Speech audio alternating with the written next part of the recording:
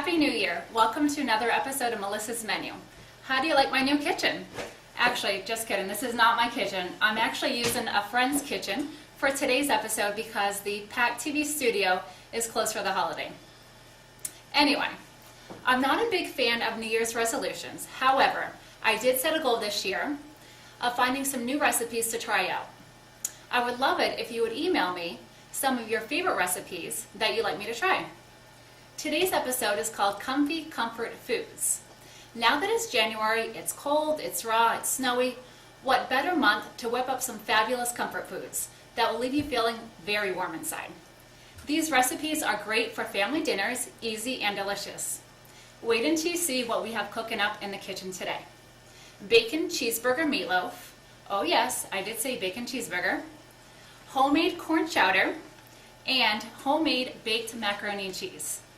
If that doesn't say comfort, I don't know what does. First, let's go ahead and start with the macaroni and cheese. Now, I absolutely love macaroni and cheese. I like the Kraft kind, I like the Velveeta kind. I grew up eating it from a box, and I could still eat it every day if I could. However, there's nothing like a homemade baked macaroni and cheese, and I think that you will agree with me. You might like this a little bit better than the Kraft, but you be the judge. Let's go ahead and begin. First, I have a pot of boiling water. We're going to add a 12-ounce container of wide egg noodles. Let's go ahead and salt the water first. And the egg noodles are just going to take about 5 minutes to cook.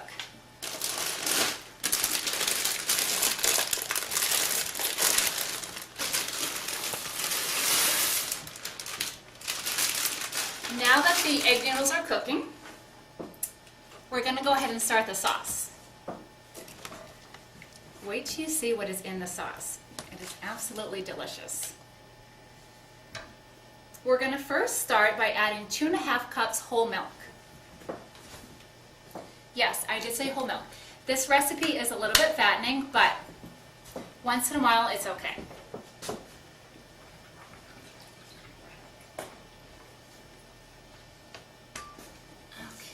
So this is 2 cups. We're just going to add this right into a large bowl. And another 1/2 cup. And what we're going to do now is add 2 teaspoons of flour. That's going to help thicken up the sauce a little bit. I have the flour pre-measured here. What we're just going to do is whisk this.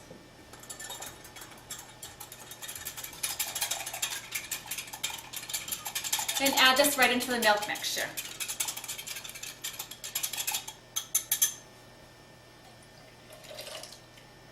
Okay, so we have the milk in.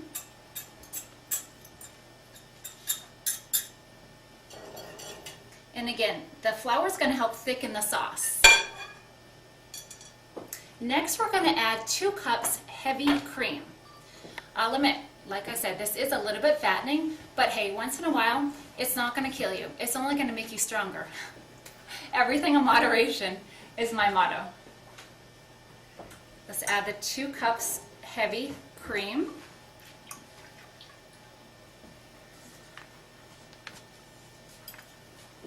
And now, for the best part, all the gooey cheeses.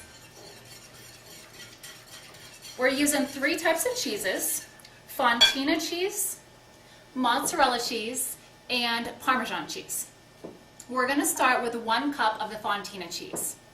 Now, just a little bit of information about Fontina cheese. You might want to freeze it ahead of time because it's definitely easier to grate if you freeze it ahead of time. We're going to start with 1 cup of the Fontina cheese. Now, Fontina is a sweet Italian cheese, actually, and it's really great for this dish. So we'll start with that.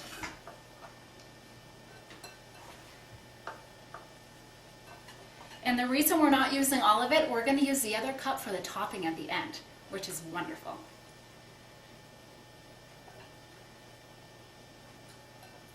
All right, this looks about good. So that's the Fontina. Next, we're going to add a 1/2 cup of the mozzarella cheese. Now, mozzarella cheese is kind of bland, doesn't have a whole lot of flavor, but it actually goes really well with this dish.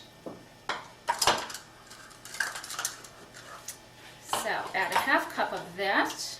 Again, we're keeping the leftovers for the topping at the end.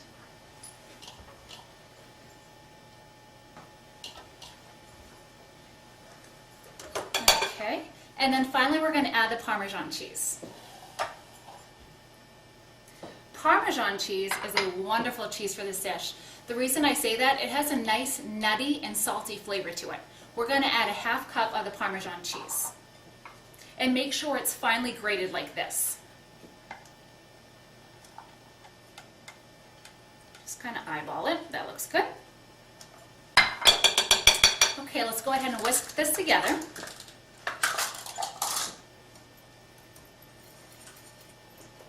The cheeses smell wonderful. Just going to check on the pasta real quick here. It's just about done cooking.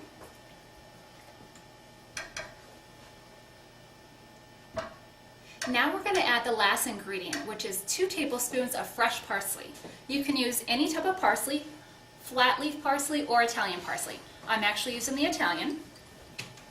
And the green's going to give it a nice vibrant color and a lot of freshness to the dish.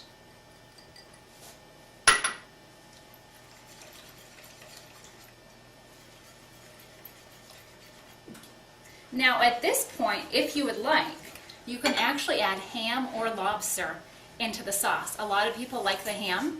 And I don't know if you've ever had lobster macaroni and cheese, but it's absolutely to die for. It's wonderful. I'm not making the lobster today, but you can if you like. We're just going to add a little bit of salt and pepper to taste.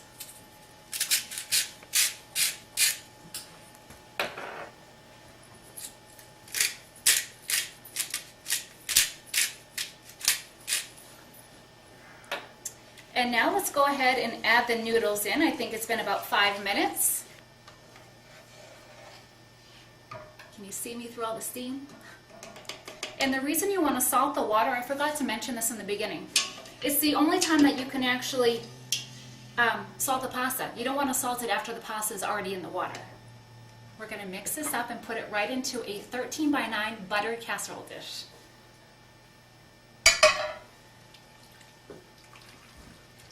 Take a look at this. I hope the camera can get a good view of this. See the nice bits of the parsley in here? Gorgeous. Okay, let's go ahead and add this in.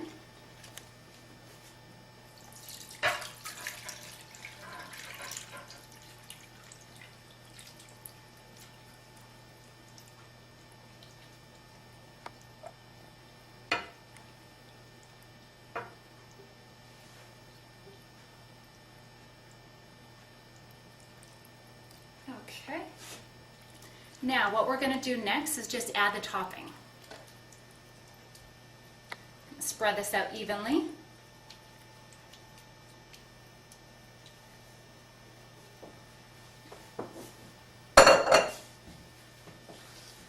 So all I'm going to do is just combine all the rest of the cheeses and then sprinkle right on top. And you can just use your hands for this part.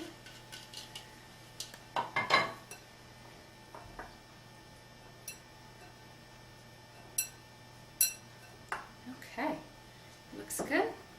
Let's put this right on top here. This is going to take about 15 to 20 minutes to bake, and we're going to put it in a 450 degree preheated oven.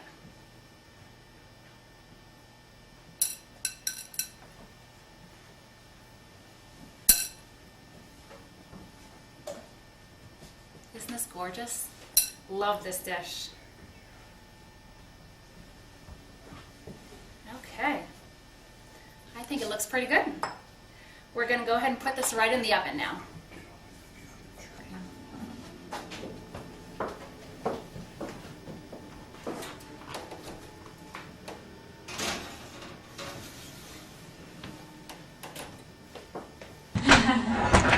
So it looks like the macaroni and cheese is done. I'm going to go ahead and take it out of the oven.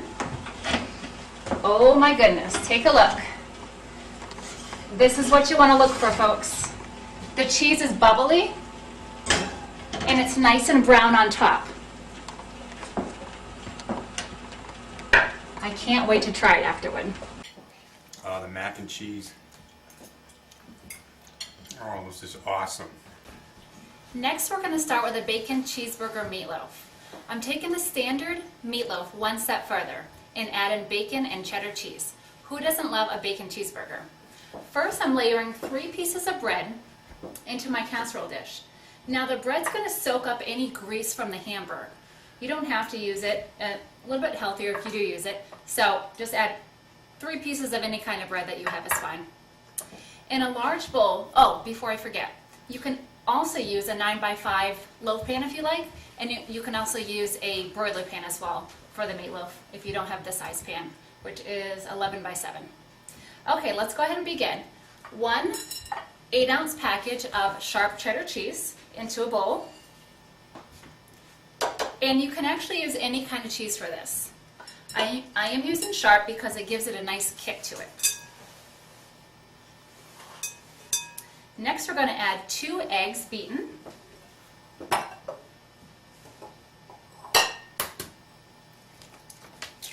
And the eggs are going to actually bind the meatloaf together.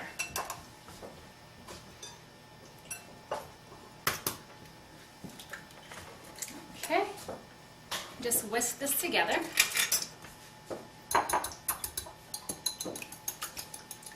Every meatloaf has eggs in it, as you all know.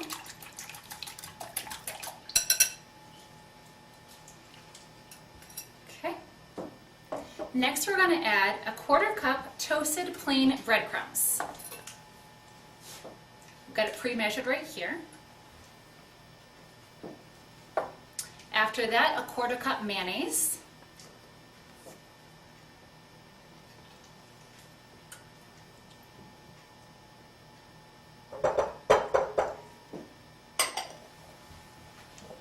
One tablespoon Worcestershire sauce.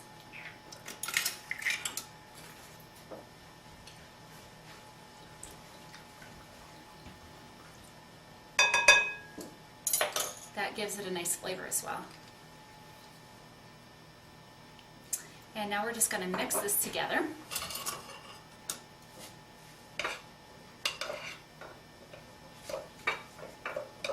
I've been making this for, oh gosh, probably about a year now. I make it for a lot of family parties, and my parents love it. I made it for my dad for Father's Day. It was his personal request when I went to Maine to make this meatloaf for him. Okay, next, 10 pieces of cooked bacon, crumbled. I'm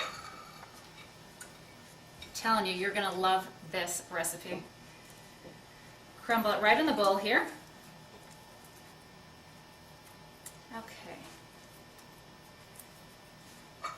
Okay, let's make the topping now. A 1/3 cup ketchup, like I said, and 2 tablespoons mustard. What we're going to do is just combine this together, and we're just going to add about a 1/4 cup of this into the mixture.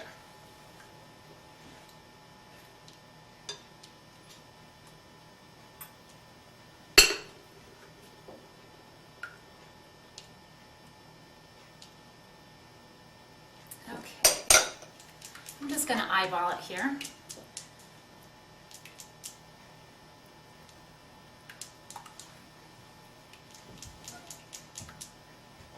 The bacon smells wonderful, by the way.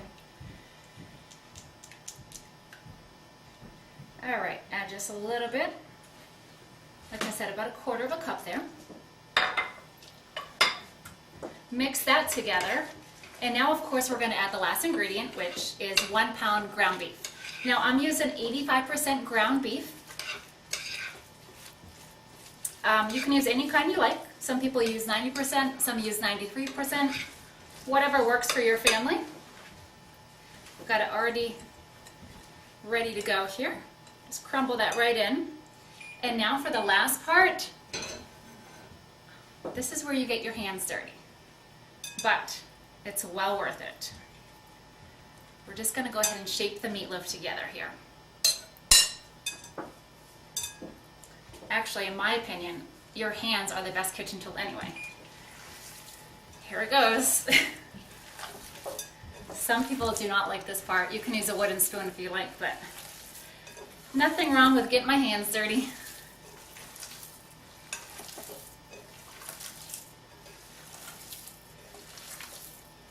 Okay.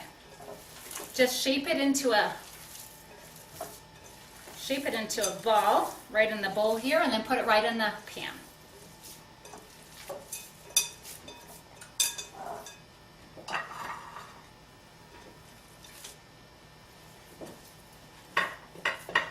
Do the best I can here.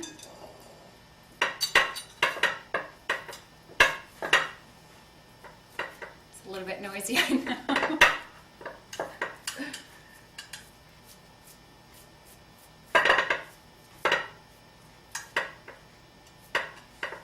I think that looks about good. What do you think? Okay, wash my hands, put it in the oven on 350 for about 40 minutes. Oh, I almost forgot, we've got to add the topping. The leftover ketchup and the mustard, like I said before.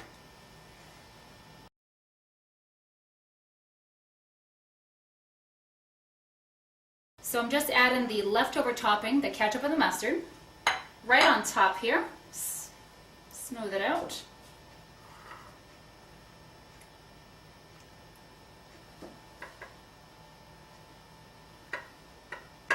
Okay, in the oven, 350 for about 40 minutes.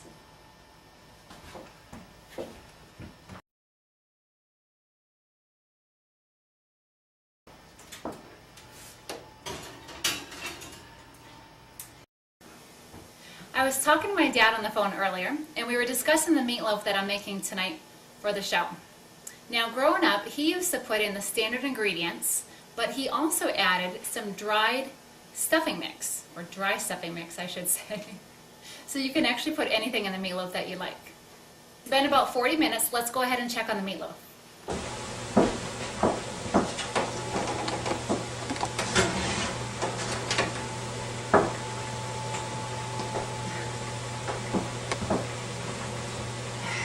Oh yes, it looks perfect.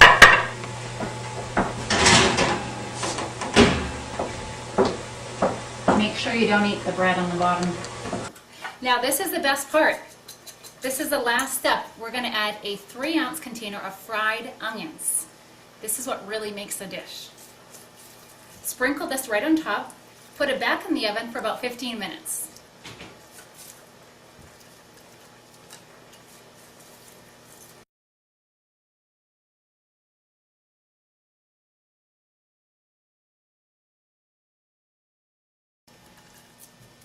Does this not look wonderful or what? It smells so good. Okay, back in the oven 15 minutes and then we're good to go. I can't wait to try it.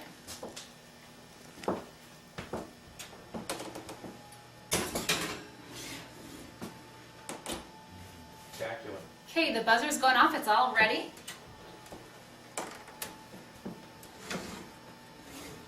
Amazing. Oh my goodness. The meatloaf looks scrumptious.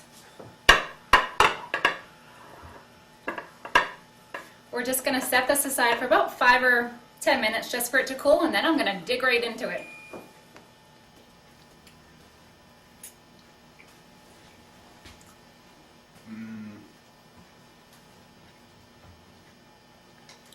That's good. Finally, for the last recipe, homemade corn chowder. Now, I don't know about you, but I'm from New England, and what New Englander doesn't love a good chowder? Chowders, soups, stews are all really great comfort foods, especially in the winter. My favorite chowder is New England clam chowder, and of course, corn chowder. This meal is quick to make and relatively easy. Let's go ahead and begin. We are first going to put the stovetop on medium heat and melt 1 stick of butter. While that's melting, I'm going to chop a small onion. Okay, onion is all set.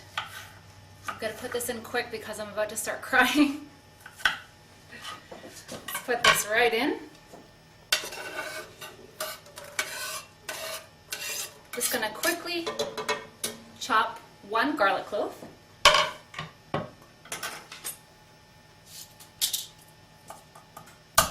You can never have too many knives in the kitchen, especially good knives. If you have a mini food processor, that would work fine for the garlic as well, because these are kind of hard to mince. And you don't want a lot of big chunks of garlic in this recipe. It's very strong. But I do love garlic, like I said in all my shows. Garlic makes everything taste better. Okay, put that in.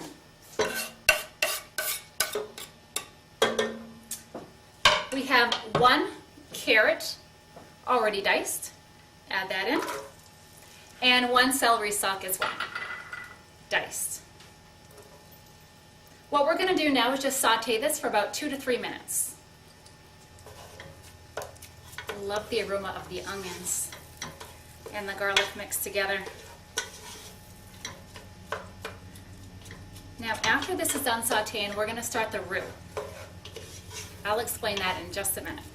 Okay, the onions and the garlic, carrots and the celery are all sauteed nicely. Now we're going to add a 1/2 cup flour.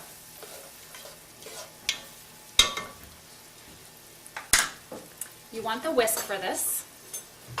And we're going to make a roux. Now a roux is actually the French word for brown, and brown describes the color of the roux.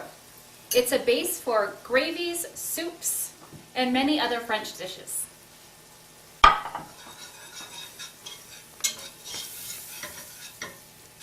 We want this to cook just until the roux is lightly brown. And then we're going to set the pan aside to cool.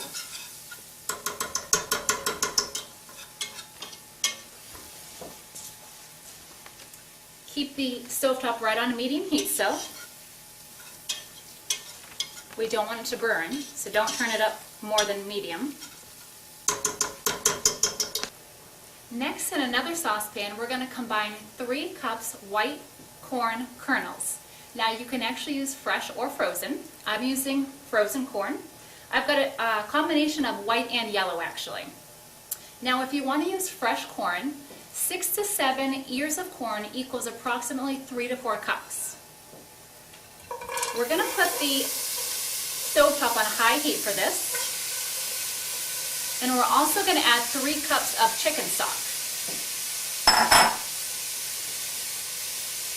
We want this to boil.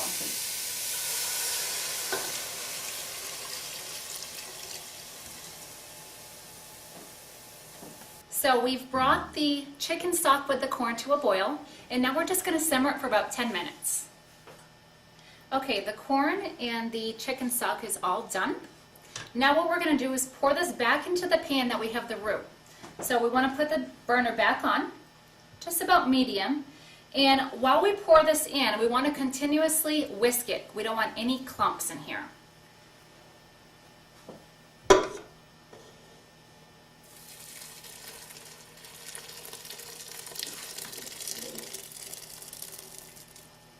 Okay.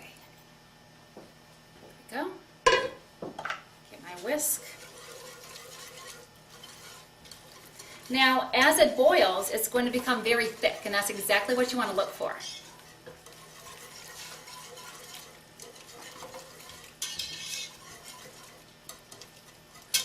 It smells incredible in here. I can't wait to try the cheddar. Again, this step is very important. You don't want anything, you don't want the roux to clump. It's going to taste terrible if it does.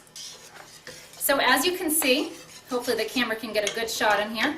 It's really thick. That's exactly what we're going for in this. Okay, now what we're going to do, let's turn this off. Oops. And we're going to add 2 cups, half and half. And what we want to do is just heat this through. We definitely do not want to boil this. There's nothing worse than scorched milk or half and half. This is going to give it the nice creamy texture at the end.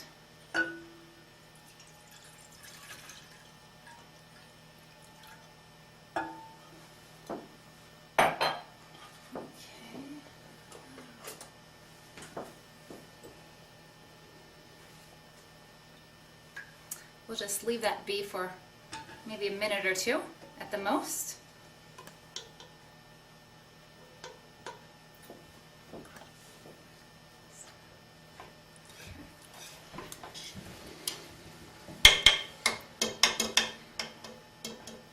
Okay, the half and half I can tell is done. We're going to add this into the mixture. Again, we're going to continue to whisk.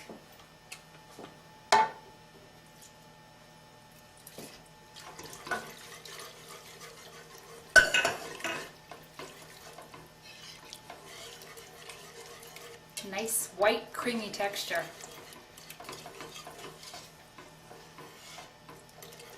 This is perfect for a winter day. Great for BLTs, grilled cheese, really any kind of sandwich would go great with this, or by itself as well. Now what we're going to do, a couple last quick ingredients here. A little bit of salt and pepper. No need to measure it, just use a little bit there. 2 more ingredients. You're going to be surprised at this next one, nutmeg. Nutmeg is the key to a great corn chowder. It really brings the flavor that enhances the dish. Just very little nutmeg. It's very strong. Just a pinch. Perfect. And now for the last ingredient, a stick of butter. I told you, it's a little fattening. Don't use margarine, by the way. If you're having chowder, go all out and make it good. Some people use a stick and a half. At the end part here, I'm using just a stick, which gives it, I think, plenty of buttery creaminess. Just cut it like this, pop it right in. We just want the butter to melt. No need to boil it anymore at this point.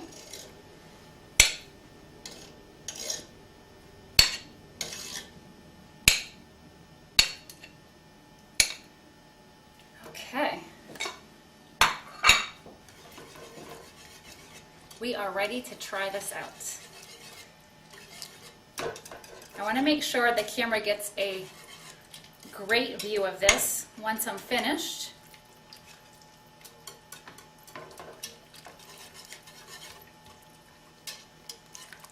Butter is almost melted.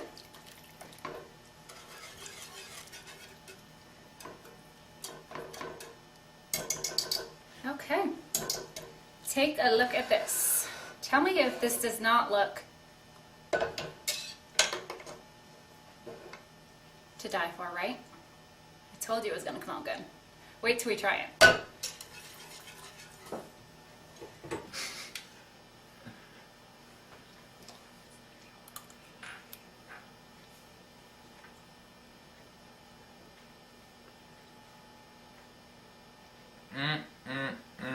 Delicious. That's all the time we have today, folks. Thanks for joining us for another episode of Melissa's Menu. If you have any questions, comments, or if you like copies of the recipes, please send me an email at melissasmenu@gmail.com. Thanks and have a great night. Tune in next week to see what's on the menu. Yeah.